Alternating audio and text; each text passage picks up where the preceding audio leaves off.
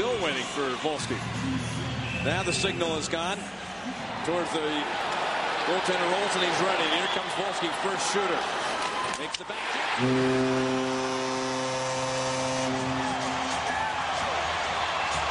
And the Avalanche put that pressure on Edmonton by getting the first shootout goal. Boy, that was the only spot that he had. Boy, Rolson plays this one well. But Volsky, that is a great move. Now, you have to wonder if the move that he was making, Mike, where he goes back to the forehand, Rolson wasn't maybe holding up a little bit.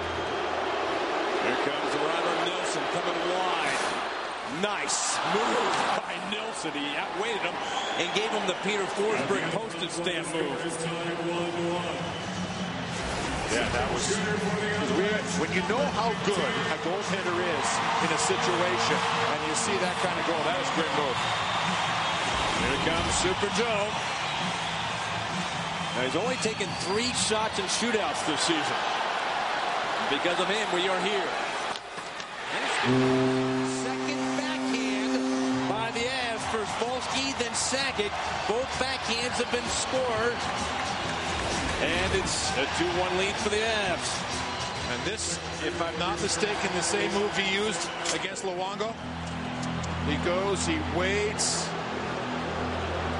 Wow. Fitting as Gagne. Try to tie it. Nope.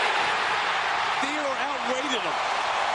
Gagne hoping Theodore was going to make the move, and Theodore patiently outweighted him. And coming up, Hejduk with a chance to win it for the Avs.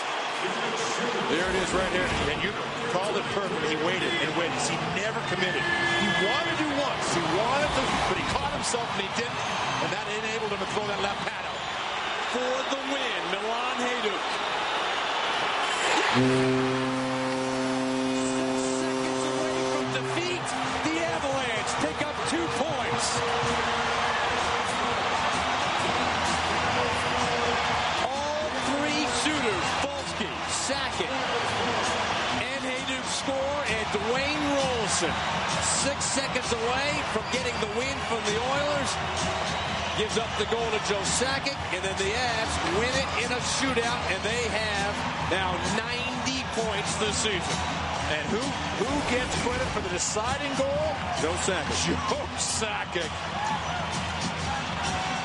And Hejduk, who has now had goals in each of his last 4 games, his longest streak of the year.